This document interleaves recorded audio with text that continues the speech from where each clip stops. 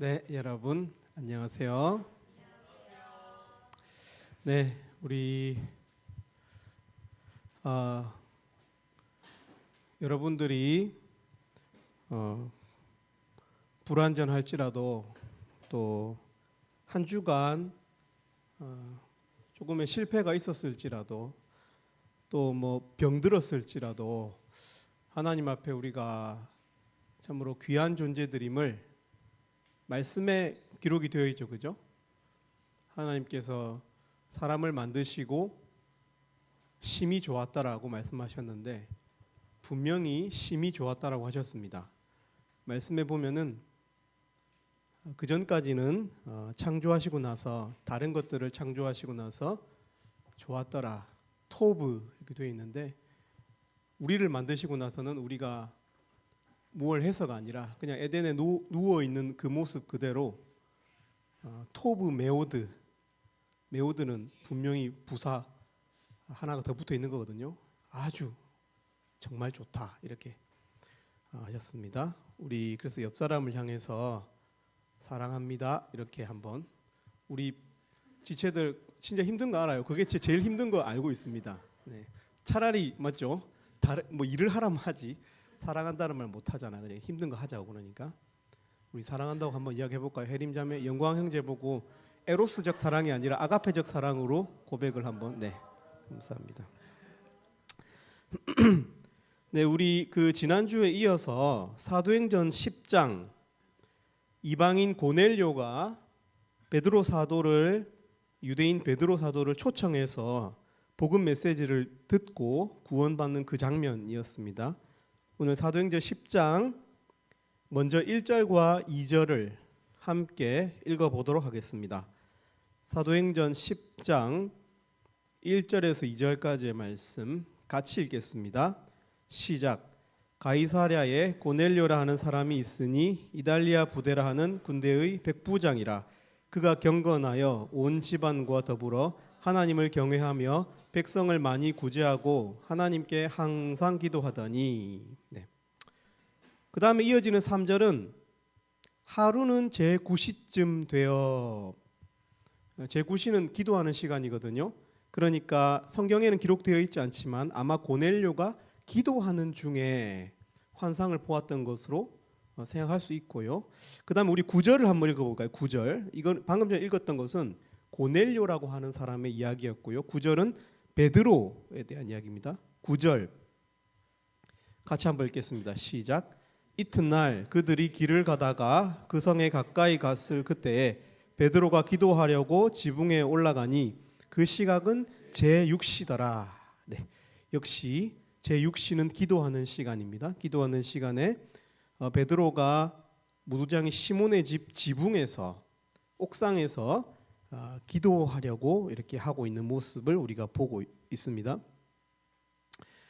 여러분, 베드로가 예수님에게 받은 유산이 딱 한 개가 있어요. 베드로는 예배당을 받지 않았습니다. 그죠, 여러분?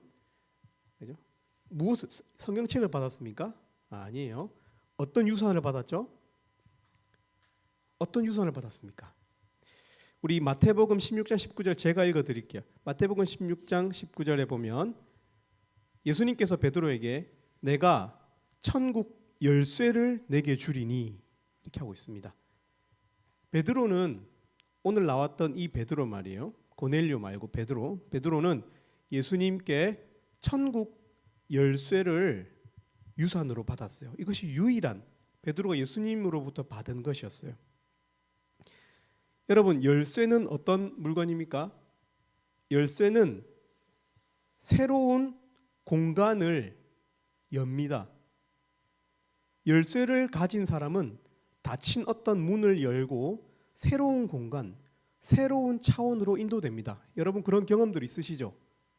친구가 열쇠가 있어가지고 놀러 갔는데 그 숙소 문을 열지 못하는데 딱 키가 있으면 그 친구가 오자마자 딱 키가 열리면서, 그죠? 좋은 장소가, 쉼의 장소가 새로운 차원을 여는 것을 우리가 압니다. 그러니까 열쇠가 이런 역할을 합니다. 그죠?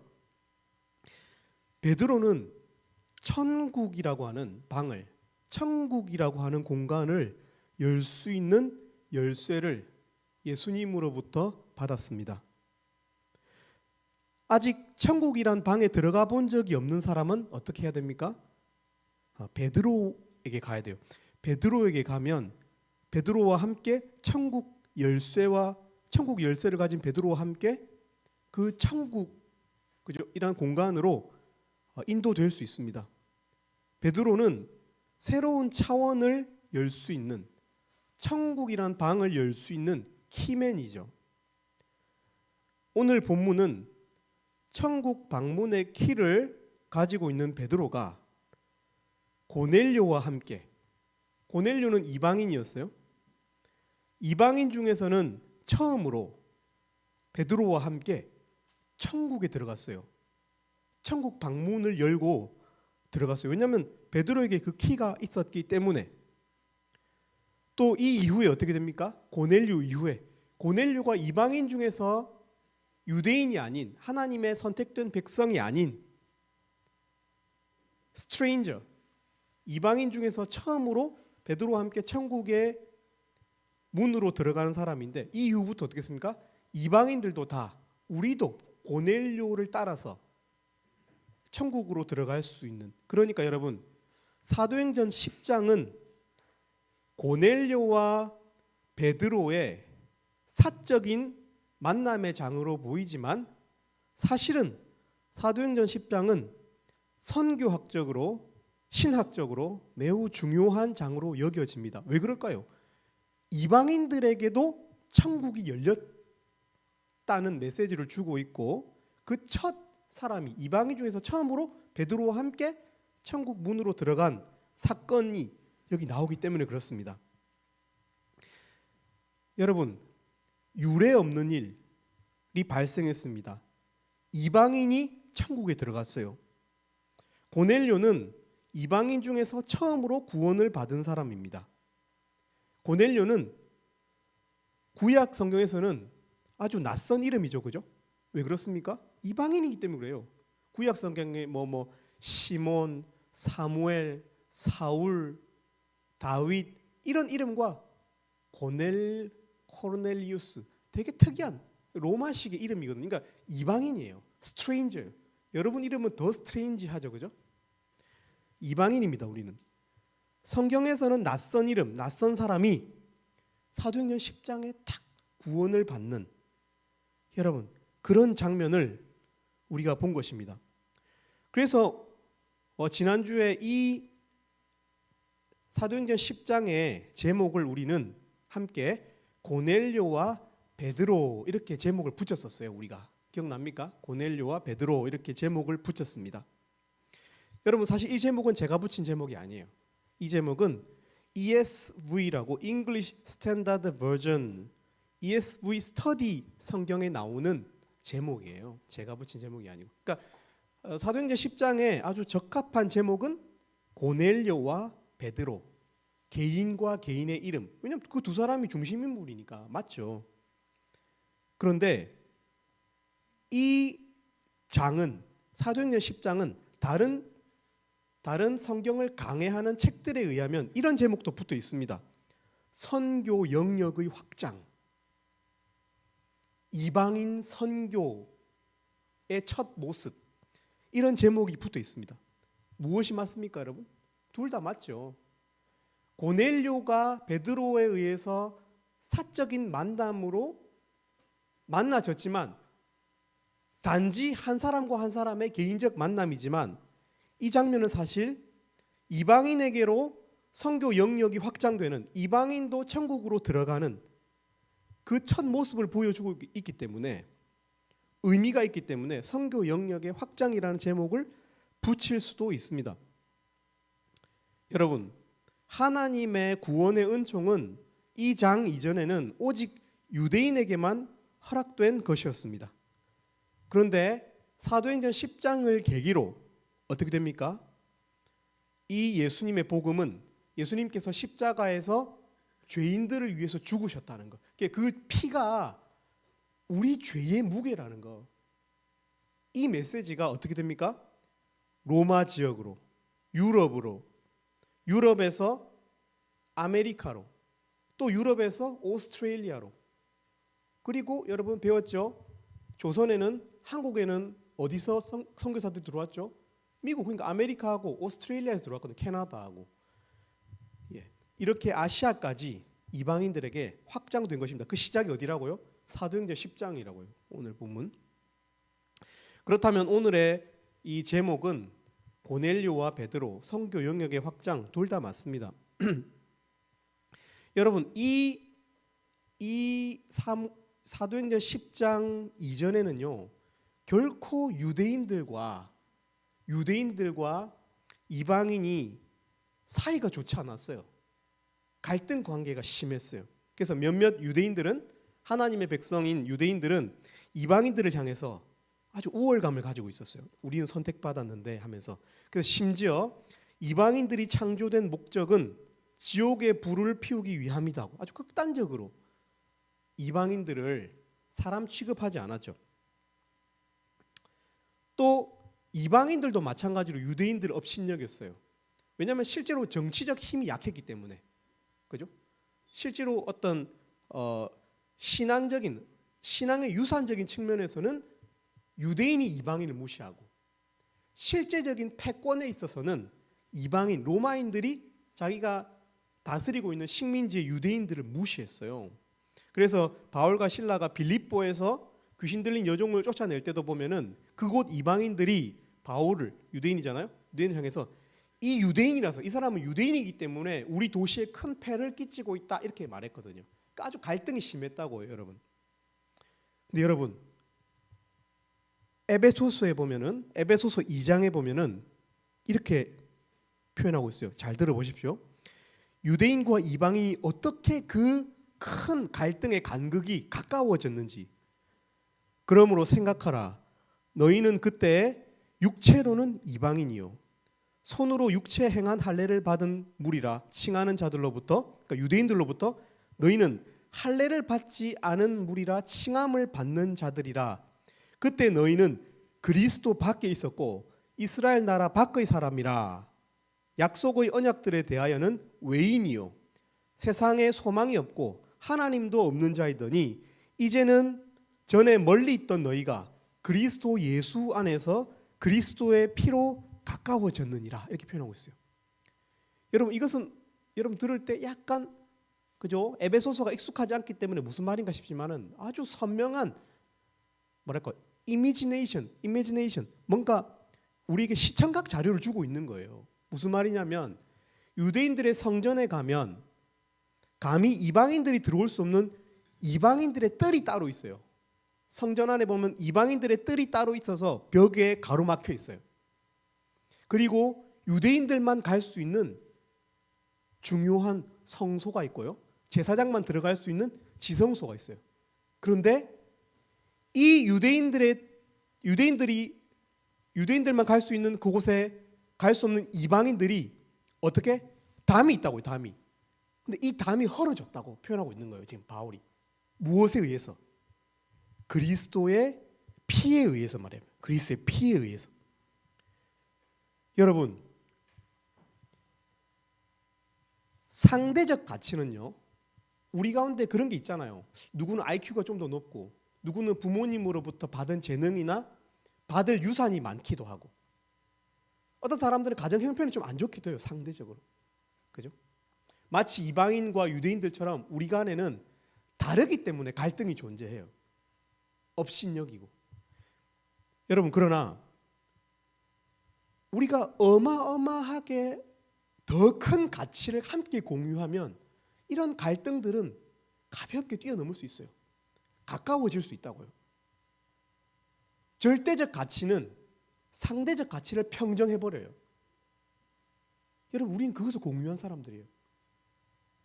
예수님이 우리를 위해서 죽으셨다는 사실, 피 흘리셨다는 사실은 우리 안에 있는 사소한 갈등들을 초월하게 하는 힘이 있어요. 마치 이방인들이 이방인들의 뜰에만 갇혀 있다가 예수님의 피에 의해서 그 담을 허셔서 그들이 가까워진 것처럼 절대적 가치는 평정케 한다고. 우리가 그 어마어마한 사랑을 함께 받았어요. 하나님께서 우리에게 예수님을 통해서 그 절대적인 사랑을 주셨어요. 확인시켜 주셨어요.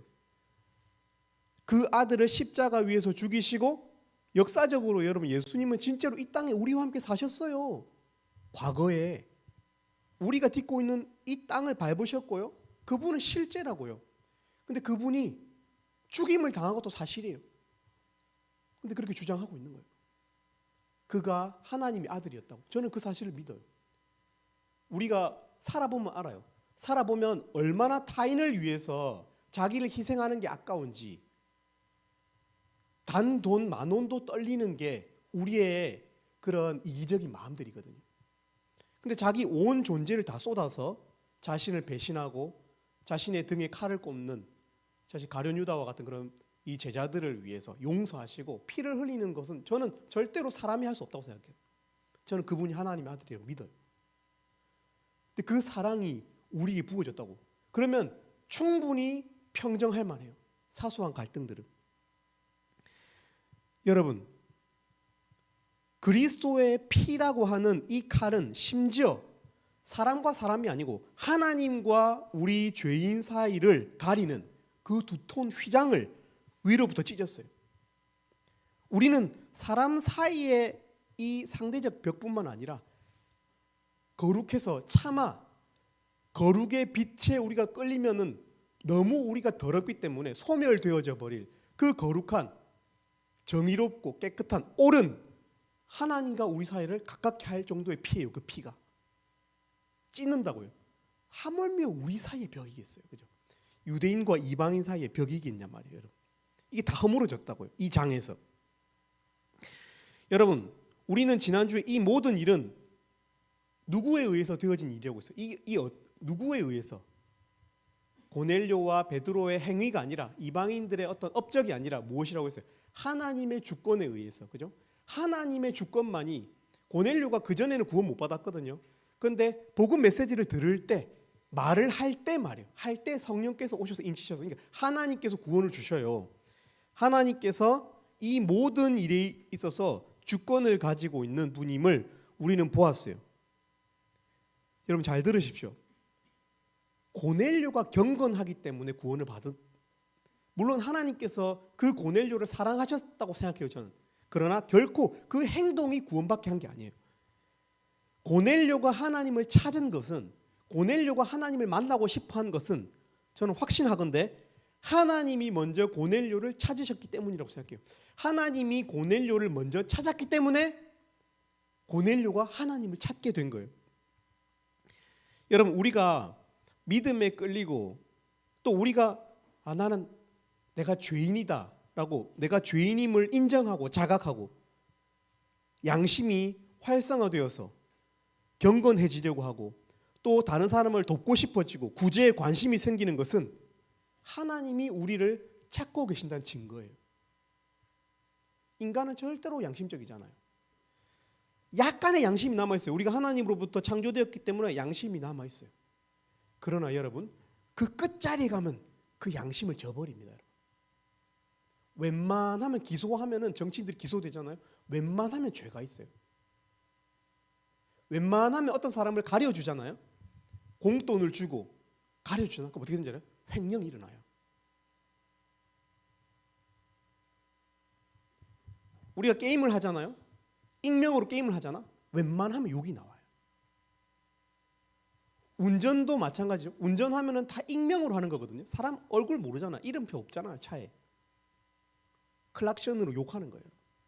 무슨 말이냐면, 사람은 기본적으로 하나님 주신 양심이 있기 때문에 약간의 그 체면과, 그죠? 약간의 그 어떤 흉내를 낸다고. 그러나 궁극적으로는 죄인이에요. 근데 우리가 양심이 활성화되어서 정말 죄인임을 자복하고 하나님 앞에 사람이 보지 않아도 기도하려고 하고 경건하려고 하고 사람이 보지 않아도 헌금하려고 하고 사람이 보지 않아도 구제하려고 하는 것은 그가 하나님께 끌리고 있다는 증거예요. 그 반대도 증거예요, 여러분. 그 반대도. 하나님의 선택 없이 절대로 죄인이 먼저 하나님을 찾지 않아요. 누가복음 24장 45절에 보면 예수님께서 이에 그들의 마음을 열어 성경을 깨닫게 하시고, 여러분 성경을 깨닫고 성경을 이해하고 믿는 것은 하나님께서 그 마음을 열어주시기 때문이에요. 성경이 그렇게 기록하고 있어요. 근데 여러분, 여기까지가 지난주의 메시지라면 오늘 우리가 집중해야 될 메시지가 한 가지가 더 있어요. 여러분, 하나님이 고넬료를 구원하시는 데 있어서 먼저 천사가 갔죠, 그죠? 천사가 고넬료에게 가서 베드로라고 하는 사람을 초청하라고 했어요. 근데 천사가 복음 메시지를 모를까요? 천국 비밀을 모를까, 천사가? 근데 여러분, 왜 하나님은 천사가 아니라 베드로를 통해서 고넬료를 구원하십니까, 여러분? 하나님은 천사를 통해서 바로 고넬료에게 복음을 주시고 구원을 선포하실 수 있었어요. 그러나 하나님은 번거롭지만 베드로를 소개하시고 또 그에게 사람을 보내게 하시고, 번거롭잖아요. 번거로워도 하세요. 그리고 또 베드로 입장에서도 베드로에게 환상을 보여주시고 선입견을 깨시고 고넬료의 집에 가게 하셔서 그 집에, 유대인의 입장에서 이방인의 집에 들어가는 것 자체가 불법이거든요, 율법적으로는. 그러나 그렇게 하게 하시고 복음을 베드로의 인간적 언어, 천사의 언어보다 훨씬 어눌하고, 사투리가 있을 수도 있고 갈릴리 사투리가 있었을 수도 있겠죠, 그죠? 그런 인간적 언어로 복음을 들려주세요. 그리고 그 베드로의 경험과 베드로의 입술을 통해서 고넬료를 구원하세요. 사도행전 1장 8절에도 오직 성령이 너희에게, 사람에게 임하시면 너희가 권능을 받고 내 증인이 되리라 했어요. 그러니까 우리가, 너희가, 사람이 복음의 증인이 되리라고 선언하셨어요. 물론 이 모든 일의 주권은, 십자가 위에서 있었던 모든 가치로운 일들은 하나님이 다 하셨어요. 그러나 여러분, 복음 사역에 있어서 복음을 전하고 선교하고 전도하는 거 말이에요. 사람을 초청하고 복음 전하고 1대1 하고 말을 하고 기도하고, 여러분 이 일에 있어서는 여러분 하나님은 사람을 사용하세요. 여러분, 우리는 너무 지나치게 하나님이 다 하시겠지 뭐, 하나님께서 구원하시기로 작정하시면 하나님 알아서 하실 거야, 이렇게 생각하는 경향이 강해요. 내가 사랑하는 동생이 있어. 근데 그 동생도 하나님께서 알아서 하시겠지, 하나님의 주권을 믿는 것은 그런 신앙이 아니에요, 여러분. 무책임하게 손을 놓는 신앙이 아니라고. 여러분, 저는 여러분을 그걸 가르쳐 주고 싶어요. 우리가 이 모든 일이 있어서 하나님께서 주권을 가지고 계시기 때문에 그분께 믿고 맡기는, 궁극적으로는 이 모든 무거운 책임감을 내려놓아야 하지만 우리가 행위로는, 행동으로는 무책임한 것은 결코 성경적이지 않다는 거예요. 직무유기죠. 사역은, 복음 전도는 하나님께서 다 책임지시고 주관하시는 것이니까 하나님이 어떻게든 하시겠지 하고 미루는 거 있죠. 무책임한 거예요. 믿는 자로서 직무유기라고. 여러분, 우리는 믿는 자로서 이런 직무유기적인 하나님 주권 신앙을 참 좋아해. 무책임한 생각하기를 좋아한다는 거예요. 우리는 여기서 이런 구절들도 잘 활용해요. 마태복음 3장 9절, 하나님이 능히 이 돌들로도, 이 아무런 인지 능력이 없는 이 무생물 돌들로도 아브라함의 자손이 되게 하시리라. 이 말은 하나님께서 가진 절대적 능력을 말하는 거거든요. 이런 말 너무 좋아해. 그러니까 내가 안 해도 돼. 하나님 원하시면 돌들을 사용해서도 믿는 사람이 되게 하시는데, 직무유기적인 생각을 해요. 아무것도 아닌 돌들로도 구원받는 백성이 되게 하실 수 있다고 생각하고 말하면서 우리는 손을 놓으려고 해요. 하나님이 알아서 하시겠지 생각해요. 여러분, 그러나 저는 성경에서 단 한 번도 하나님께서 돌로 조각해서 구원받는 사람을 만드는 것을 본 적이 없어요. 이 구절은 단지 정말 교만한 이 바리새인들을 향해서 하나님이 너희처럼 혈통적으로 태어난 사람만 구원하는 게 아니라 하나님은 그분의 뜻에 의해서 정말 무한한 능력으로 그 누구도 구원받게 하실 수 있는 하나님, 그런 그 바리새인들을 겸손하게 하시기 위해서 돌들로도 아브라함의 자손이 되게 하시리라, 이 말씀하신 거예요. 그렇다고 돌을 사용하겠다는 말이 아니라고요, 여러분. 성경을 그렇게 기계적으로 인용하시면 안 돼요. 무책임한 거예요. 여러분, 그래서 우리는 이 고넬료와 베드로의 예를 보면서 이방인 지역의 선교 사역도 개인적인 복음 전도도 하나님께서 다 알아서 하시는구나 하고 생각하고 끝내서는 안 된다는 거예요. 오늘 본문에 보면 분명 하나님이 선택하신 사람들임에도 불구하고 또 서로 다른 문화권에 있는 두 사람이 또 완전히 다른 포지션에 있는 이 두 사람 말이에요. 고넬료와 베드로가 가진 공통적인 특징이 있다는 것을 우리가 잊어서는 안 돼요. 그것도 중요한 메시지라는 거예요. 여러분, 하나님께서 하나님의 일을 하시는데 먼저 우리도 해야 할 일이 있다는 거예요. 이때 누워 자다가 그런 일이 발생한 게 아니라는 거예요. 여러분, 오늘 성경을 읽어보면요, 초등학생이 사도행전 10장을 읽어도 발견해내는 아주 쉬운 메시지가 있어요. 굳이 설교자가 이 강단에 안 서도, 신학 교육을 받은 사람이 안 서도 너무 쉽게 발견할 수 있는 게 있어요. 사도행전 10장을 조금만 훑어봐도 적어도 이 메시지를 캐치해야 되는 그런 메시지가 있다고요, 여러분. 무엇일까요, 그것이? 고넬료와 베드로처럼 서로 완전히 다른 이 두 사람이 공통적으로 또 반복적으로 가진 이 특징이 뭐냐는 거예요, 여러분. 그만큼 쉽게 발견되는 특징. 두 사람의 공통된 특징이 무엇이죠? 두 사람의 공통된 특징이 너무 선명하기 때문에 다른 데 눈을 돌릴 겨를이 없어. 사도행전 10장을 보면서 다른 거 욥바에 대해서, 장소에 대해서 묵상을 한다든지 무두장이에 대해서 묵상을 한다든지 하면은 사실은 좀 겉도는 거예요. 그렇지 않겠어요? 본문이 말하려고 하는 선명한 메시지가 있음에도 불구하고 거기에 대해서 눈을 돌리고 지나친 창의성, 개인의 개성, 창의적인 것만을 쫓아서 메시지를 찾는다면은 조금은 핀트가 어긋난 거죠. 사실은 안 그래요? 무두장이 시몬 묵상하면 참 재밌거든요. 근데 그게 핵심이 아니라고, 여러분. 왜? 어떤 것은 핵심이 어려운 본문이 있어요. 근데 오늘 본문은 너무 쉬워. 왜? 서로 다른 두 사람이 너무 선명하게 공통된 특징을 갖고 있거든요. 마치 이 본문을 읽을 때는 다른 데 집중하지 말고 이 사실을 꼭 기억하라고 말하고 있는 것 같아요. 하나님께서 선택하신 두 사람, 하나님께서 쓰시는 이 두 사람의 동일한 특징이 뭡니까, 여러분? 본문이 집중시키고 있는 사실이 뭐예요? 이 두 사람의 공통된 특징이 뭐냐고요, 여러분? 뭐죠, 여러분?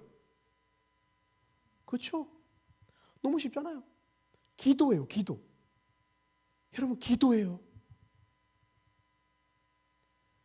처음부터 기도하는 모습으로. 기도하다가 고넬료가 천사의 음성을 듣고 그렇게 사람을 보냈는데 베드로가 마침 기도하다가 만나요.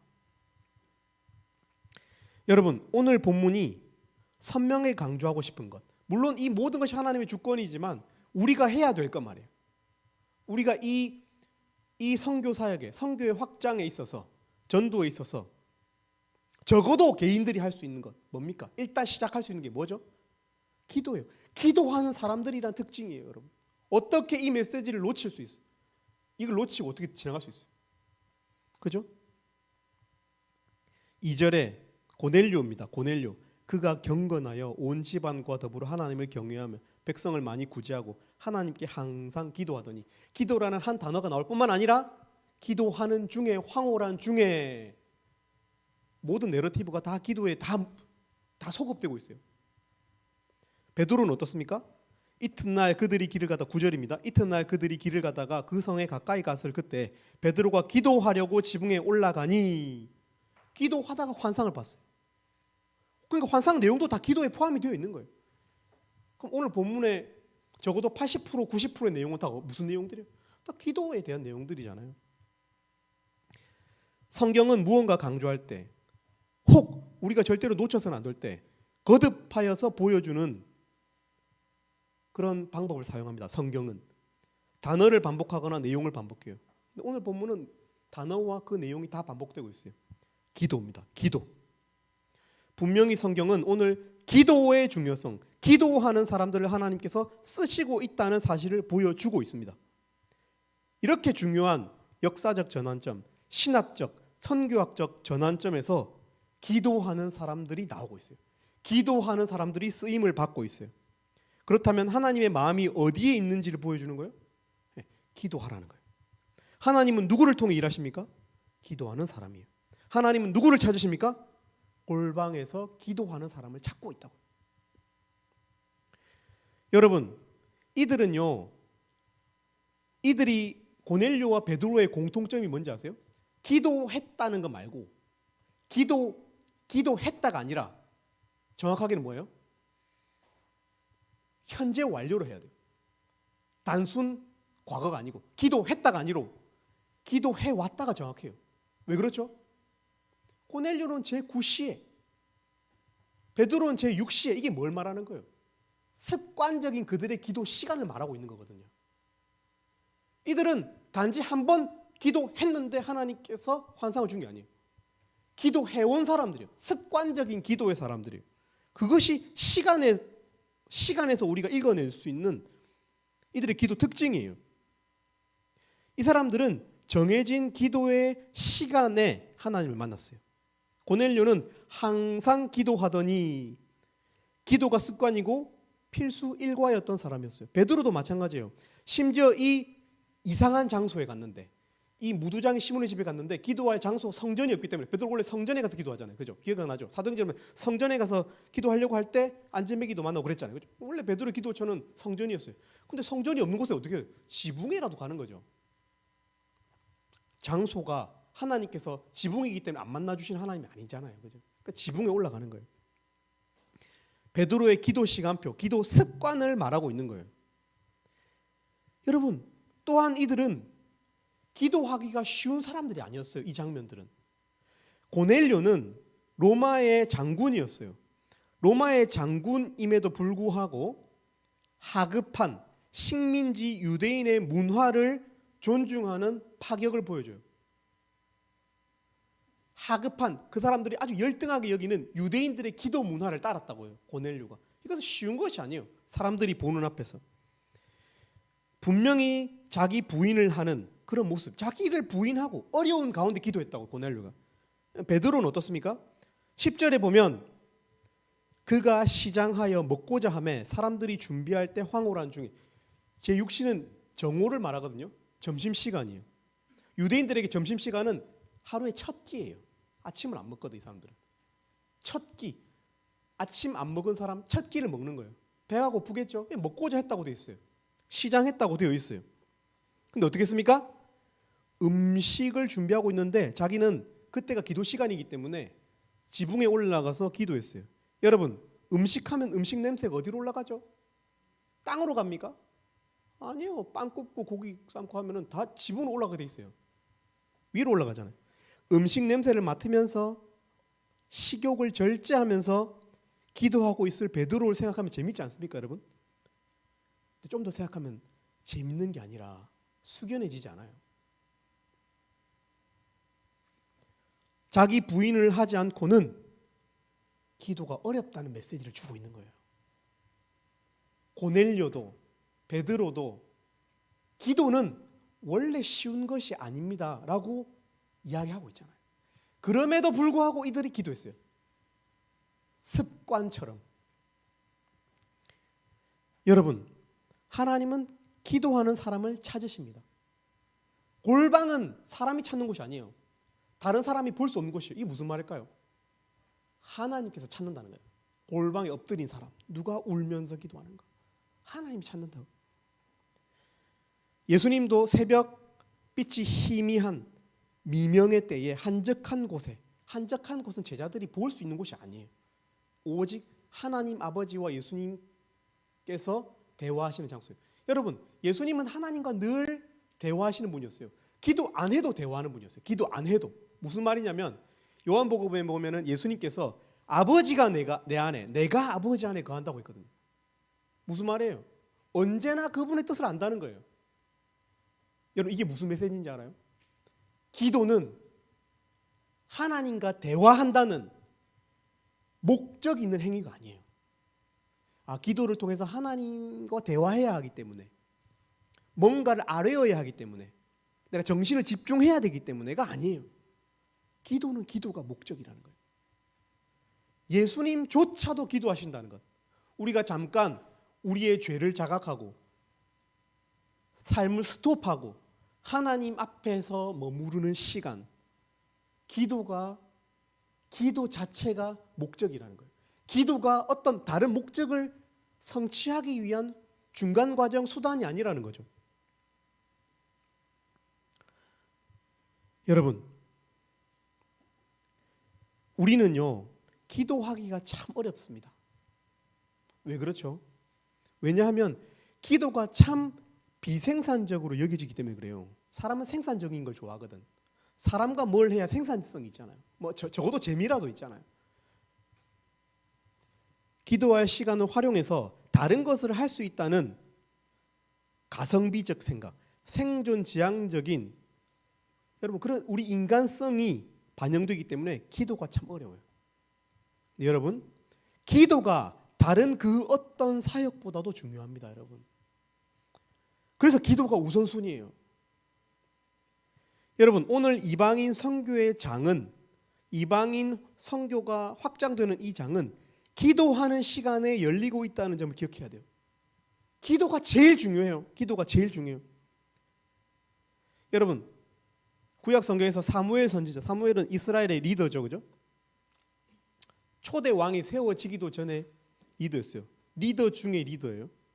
근데 사무엘은 기도를 안 하는 죄라고 표현하지 않았어요. 기도를 쉬는 죄라고 표현했어요. 기도를 안 하는 것이 당연히 리더로서 잘못이고, 심지어 쉬는 것 말이에요. 잠깐 쉬는 것도 죄라고 표현했어요. 기도하기를 쉬는 죄라고 표현했다고요. 여러분, 이스라엘의 지도자 사무엘은 그가 그의 양들에게 해줄 수 있는 가장 큰 선물이, 가장 큰 사역이 기도임을 알고 있었어요. 왜냐하면 우리 사람들보다도 하나님께서 하실 일이 훨씬 크고 더 본질적이기 때문에 그 하나님을 움직이는 일이 기도임을 사무엘이 알았기 때문에, 여러분, 기도를 쉬는 것도 죄라고 표현한 거예요. 여러분, 사무엘이 기도의 사람이란 증거는 하나님의 말에 의해서 증거가 돼요. 하나님이 이런 표현을 써요. 예레미야 15장에 보면은 여호와께서 예레미야인 내게 이르시되 모세와 사무엘이 내 앞에 섰다 할지라도 내 마음은 이 백성을 향할 수 없나니. 이 말은 사실 부정적인 표현이에요. 내가 지금 하나님께서 내가 이 이스라엘 백성을 다른 나라에 의해서 망하게 하기로 작정했기 때문에 지금은 혹시라도 모세나 사무엘을 데리고 와서 나한테 기도해도 지금은 안 되겠다는 표현이에요. 이 말은 다르게 표현하면 어떤 거예요? 그만큼 사무엘의 기도가 영향력이 있다는 거예요. 하나님도 어떻게 할 수가 없는, 하나님 마음도 움직일 수밖에 없는. 여러분, 기도가 달라요. 이런 표현은 우리가 유심히 봐야 돼요. 우리 모두가 똑같이 기도하면 될 것 같죠? 안 그래요. 하나님은 우리의 마음의 중심을 아시는 분이에요. 우리가 얼마나 간절한지, 평상시 하나님 향한 신뢰와 기도가 얼마나 중요하고 하나님밖에 떼쓸 사람이 없다는, 여러분, 그 절체절명의 마음으로 기도하는 사람 하나님 어떻게 모르시겠어요? 기도가 너무너무 파워풀합니다, 여러분. 정말 간절하게 기도할 때 엄청난 힘이 있다는 거예요. 사무엘과 모세가 그 뺀질뺀질한 염소떼 같은 이스라엘 백성들을 리드해 갈 때 가장 중요한 것이 기도였다는, 기도. 여러분, 리더들이 할 수 있는 가장 중요한 사역은 기도입니다. 여러분, 하나님께서 오늘 본문에서 얼마나 구체적으로 일하십니까? 보세요. 어떻게 고넬료에게 그 시간에 만나시고, 또 어떻게 고넬료가 사람을 보내고, 딱 시간적으로 구체적으로 기도가 딱 끝날 때쯤 사람이 도착하고, 여러분 이런 타임 테이블 여러분 짜라면 짤 수 있겠어요? 큐시트 짜라면 짤 수 있겠냐고요. 정확하게 일하는 데 있어서 어렵잖아. 우리 항상 이게 빠그라지잖아, 우리 계획이. 근데 정말 잘 짜인 큐시트처럼 오늘 일이 진행되고 있잖아요. 베드로가 초청되고 고넬료의 집으로 가고 있잖아요. 하나님께서 하시는 일이 훨씬 더 절대적이고 힘이 있다는 거예요. 우리가 해야 될 일이 뭐죠? 기도하는 일이에요. 우리가 어떻게 기도를 쉴 수 있겠어요? 우리 혜림자매님, 나의 맘 받으소서, 우리 조금 반주를 시작해 주시면 좋겠습니다. 메시지를 마무리하겠습니다. 이제 사도행전 10장을 마무리하기를 원하는데요.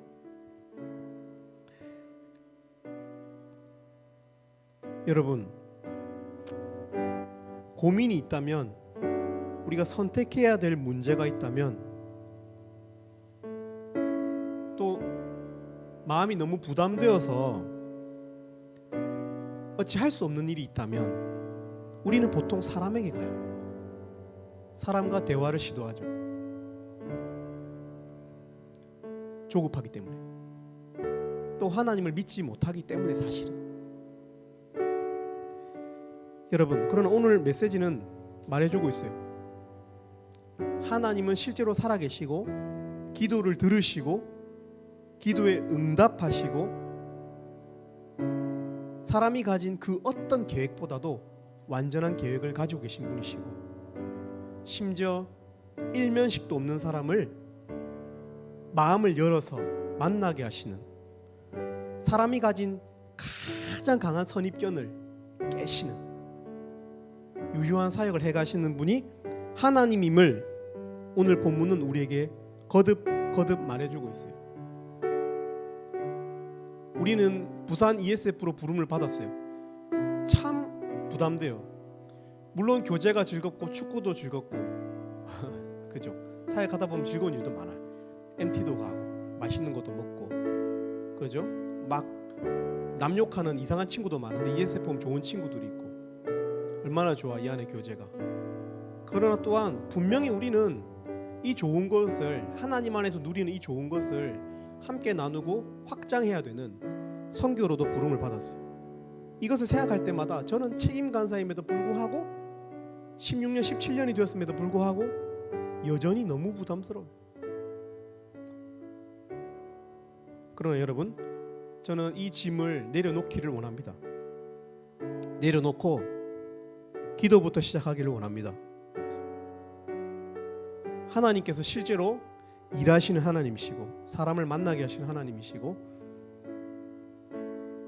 또 하나님께서 우리 사역에 개입하시는, 근데 그 하나님께서 너무 좋은 분이시기 때문에 이 시간 믿음을 더해서 기도하기를 원합니다. 저도 기도가 많이 무너진 그런 시간들을 좀 보냈어요.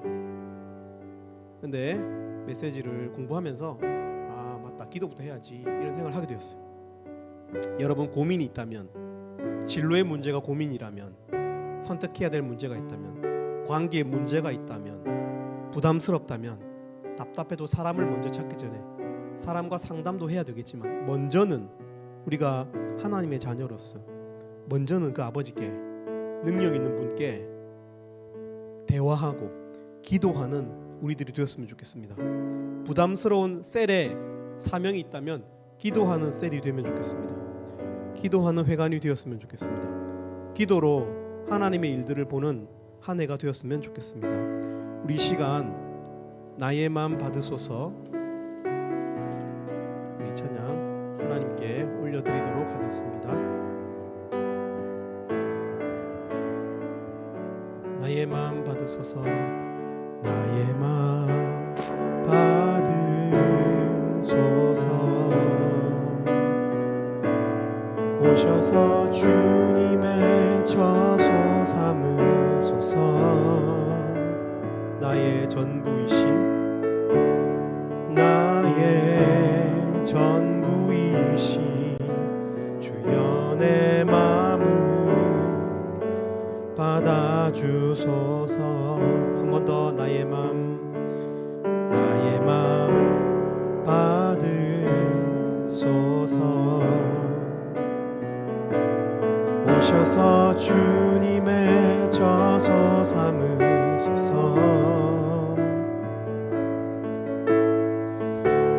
나의 전부이신 주여 내 맘을 받아주소서. 오 나의 맘을, 오 나의 맘을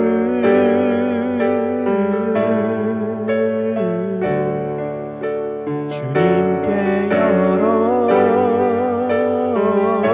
열었으니 주여 내게 오셔서 내 맘에 거하여 주옵소서. 주가 기뻐하는 주의 성전 되게 하소서. 나의 맘 받으소서.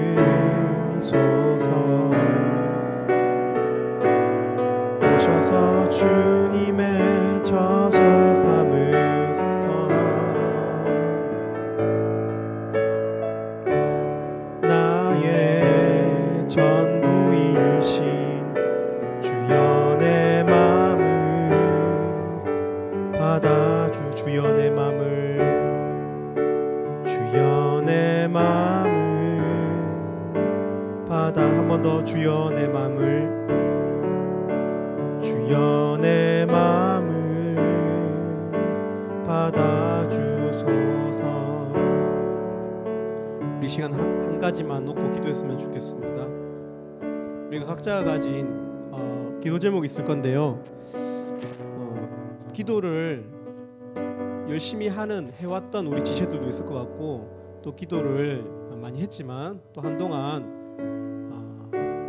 또 이렇게 신앙의 침체에 빠져서 기도하지 못했던 지체들도 있을 거라고 생각합니다.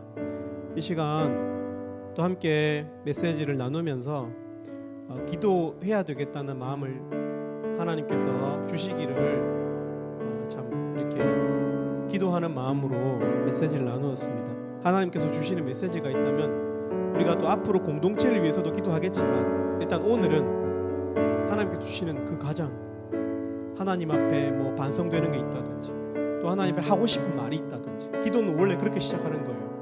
강요받지 않고 일단 하나님 앞에 정말 진실된 영혼으로 입을 여는 것입니다. 우리 시간 잠깐 한 2-3분 정도 함께 기도했으면 좋겠습니다. 기도하시겠습니다.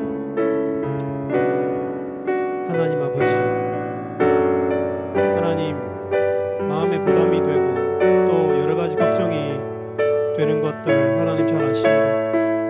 하나님 개인의 건강과 또 가족들 여러 가지 기도 제목들, 마음에 부담스러운 것들이 많이 있습니다.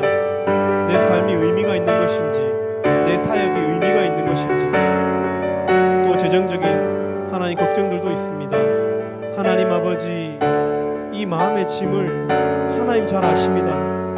하나님, 그러나 저는 어리석게도 답답해하면서 하나님 앞에 아뢰지 못했고 하나님 앞에 참 나아가지 못했습니다. 분명 말씀하신 것처럼 하나님 앞에 나아가지 못하게 하는 영적인 방해하는 하나님 공중권세 잡은 자들이 있음을 인정합니다.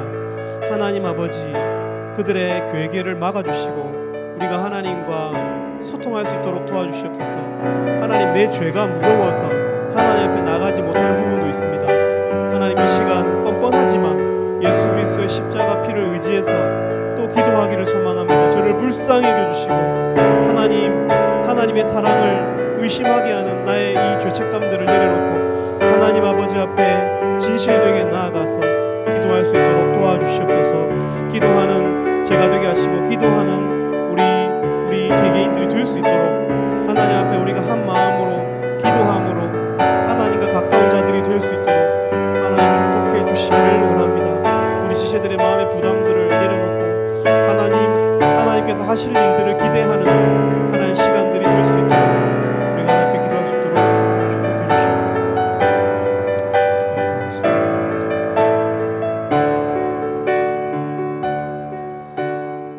하나님 아버지, 이 시간 좋으신 우리 하나님께 기도하기를 원합니다.